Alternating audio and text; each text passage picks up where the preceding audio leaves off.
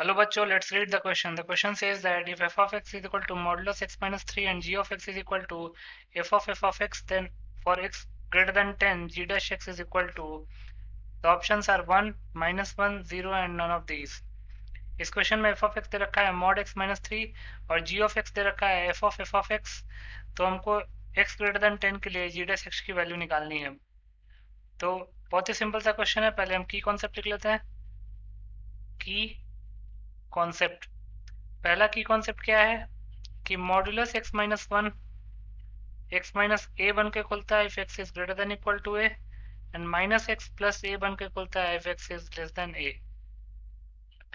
दूसरा, differentiation of f of g of x with respect to x के लिए हम क्या करते हैं, पहले f of g of x को g ऑफ x के रिस्पेक्ट में डिफरेंशिएट करते हैं, देन g ऑफ x को x के रिस्पेक्ट में डिफरेंशिएट करते हैं.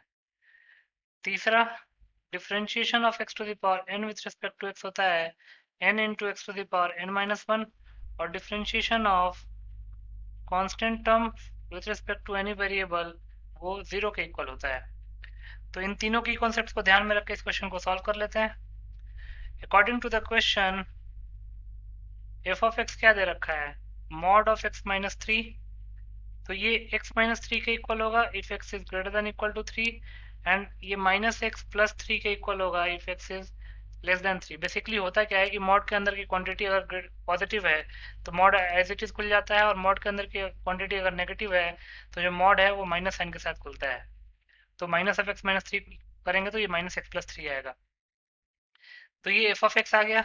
अब जी ऑफ एक्स क्या दे रखा है, g of x is given as f of x. इसको हम लिख सकते हैं एफ ऑफ एक्स. तो जी ऑफ एक्स निकाल लेते हैं पहले.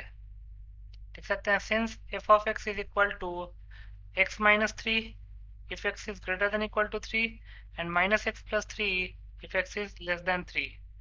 और g of x क्या है, f of x. तो जहाँ जहाँ x है वहाँ f of x पुट कर देंगे. तो ये हो जाएगा f of x minus 3 when x is greater than equal to 3 and minus f of x plus 3 when x is less than 3. ये g of x की वैल्यू आ गई. अब x greater than equal to 3 के लिए कौन सा function लेंगे, x माइनस 3. तो ये जाएगा x minus 3 when x is greater than equal to 3 और x लेस देन 3 के लिए कौन सा फंक्शन लेंगे, माइनस एक्स प्लस 3. तो ये जाएगा minus of minus x plus 3 when x is less than 3. तो ये जाएगा x minus 6 if x is greater than equal to 3 and minus of minus and minus plus हो जाएगा x माइनस 3 प्लस 3. तो x बन जाएगा when x is less than 3. ये हमारे पास g ऑफ x आ गया. अब निकालना क्या है, हमको g dash x for x greater than 10 निकालना है. तो लिख सकते हैं वी हैव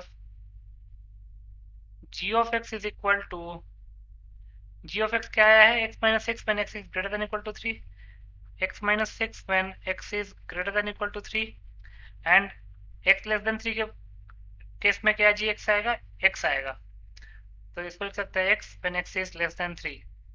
अब हमको g डैश x निकालना है, g डैश x. तो इसको हम differentiation of g of x with respect to x लिख सकते हैं. अब हमको g dash x at x greater than 10 के लिए निकालना है, x ग्रेटर देन 10 के लिए g dash x for x greater than 10.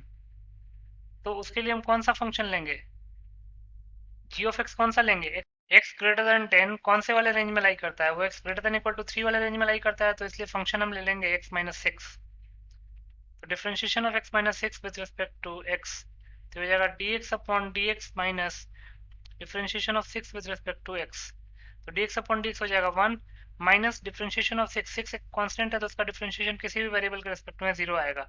तो यहाँ पे g डैश x क्या आ गया, g dash x for x greater than 10 वो आ गया 1.